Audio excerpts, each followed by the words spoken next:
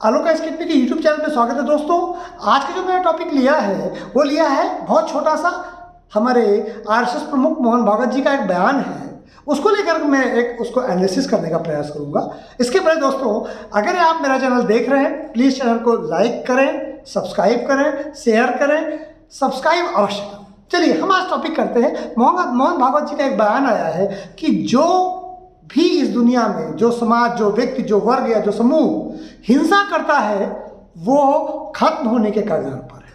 हम सब जानते हैं कि इसका अर्थ क्या है। चलिए इसी का हम विश्लेषण करते हैं। दुनिया में जितनी भी सभ्यताएं, समूह युद्धरत रहे, वो सभ्यताएं बहुत लंबे समय तक नहीं टिकी हैं, उनको शांति के मार्ग पर आना पड़ा है। चलिए पहले हम हिंदू धर्म के से शुरुआत करते हैं। हिंदू धर्म में देखें तो आर्यकालीन जब हम व्यवस्था में आते हैं, जब दशराजक युग की बात आती है और भी बड़े बड़े जो आपको युद्ध मिलते हैं, उनमें आप देखें कि ऐसा नहीं कि हिंदू संस्कृति में युद्ध प्रिय नहीं था। हमारे यहाँ तो युद्ध भूमि में शहीद होने वाले को मनाते कि वो सीधे स्वर्ग जाता है। यानी आप अगर समझें, आप अगर देखें तो यानी हमारे यहाँ वीरगति बहुत सबसे बड़ा सम्मान है। यानी युद्ध की शौर्यता में कोई कमी नहीं है। हमारा समाज भी कभी न कभी युद्धरत समाज था, लेकिन हमारे ऋषियों ने वैदिक काल में ही ये बात जान लिया था कि युद्ध का परिणाम सर्वदा विनाश होता है, हिंसा का परिणाम सर्वदा विनाश होता है। महाभारत काल हमारे यहाँ उदाहरण है। महाभारत लिखी इसलिए गई कि घर के अंदर दो भाइयों या राष्ट्र के अंदर जो युद्ध हुआ उसने पूरे संपूर्ण विश्व पर प्रभाव डाला, एशिया पर प्रभाव डाला महाभारत ने। और भारत की जो राजनीतिक व्यवस्था थी, कुरु और पंचाल जो सबसे बड़े महाजनपदों में थे, वो विनष्ट हो जाते हैं, कमजोर हो जाते हैं, काल के गर्त में समा जाते हैं। यानी युद्ध किसी समस्या का या हिंसा किसी समस्या का हल नहीं रहा। इसीलिए हमारे धर्म में, हमारे समाज में वैदिक हिंसा के विपरीत एक नया चिंतन आया, हिंदू धर्म के विपरीत या हिंदू धर्म के अंदर एक मॉडिफिकेशन आता है जैन धर्म और बौद्ध धर्म के रूप में, जो बाद में एक स्वतंत्र धर्म के रूप में बन जाते हैं। यानी हिंदू धर्म ने स्वयं रेनेसा किया, स्वयं चिंतन किया और अपने अंदर स्वयं परिवर्तन किए और धर्म के अंदर परिवर्तन किए। और जब जैन धर्म, बौद्ध धर्म बने, उस समय स्वतंत्र धर्म नहीं थे, हिंदू धर्म का हिस्सा थे। बाद में वो प्रैक्टिस के लिए स्वतंत्र हो गए और उनसे कंपटीशन के लिए कि जो मानव सभ्यता है वो नॉन वायलेंस को पसंद करती है। एक सरकारें और सत्ता की बात नहीं करता। आम आदमी अगर युद्धरत समाज में कैसे जिंदा रह सकता है? यूक्रेन का ताजा उदाहरण आप देखिए, आम आदमी प्रभावित हो रहा है ना। यूक्रेन का राष्ट्रपति सुरक्षित है, आराम से किसी बंकर में छुपा बैठे, आराम से खा पी रहे, मौज कर रहे हैं, मर तो आम आदमी रहा है ना। तो आम आदमी कभी भी हिंसा पसंद नहीं करता है।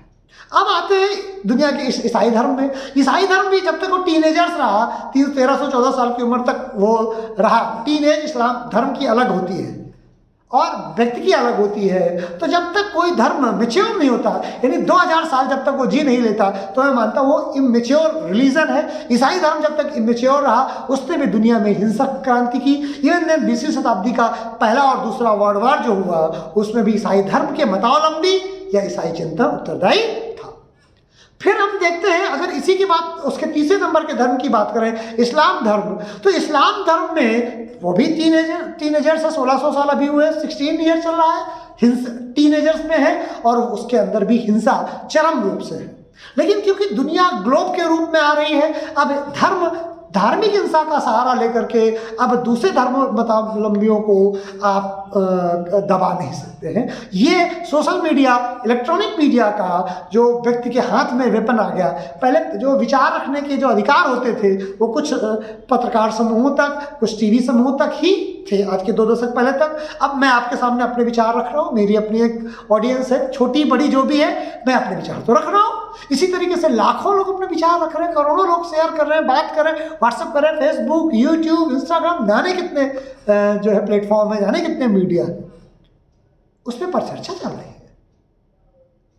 तो उस परिचर्चा ने क्या किया कि जो हिंसक धर्म थे उनकी हिंसा के रास्ते को रोक दिया। क्यों? क्योंकि अब पूरी की पूरी जो हर धर्म की चीज़ें हैं जो भी गलत होती हैं उनको लेकर के मीडिया पर परिचर्चा होने लगती है और उसको कुछ समूह रोक नहीं पाते।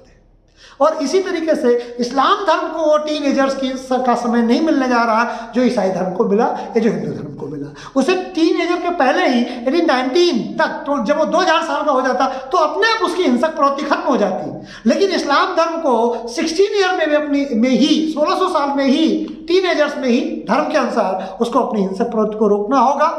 1700 ईयर उसे नहीं मिलने वाले, ऐसा मेरा अनुमान है।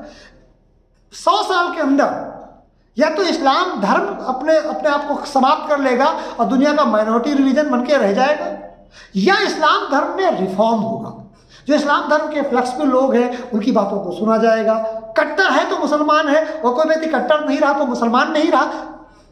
ये विचारधारा को इस्लाम धर्म के अंदर स्वतः स्फूर्त बदलना होगा। हिंसा को का जो सामूहिक हिंसा, धार्मिक सामूहिक हिंसा को इस्लाम धर्म को त्याग करना चाहिए और उसे करना पड़ेगा।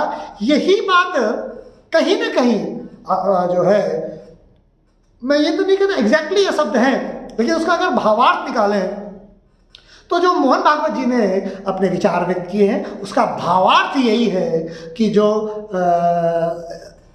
धर्म या जो समाज अब हिंसा को अगर बढ़ावा देता है तो उसका सर्वाइवल, जिंदा रहना लंबे समय तक पॉसिबल नहीं।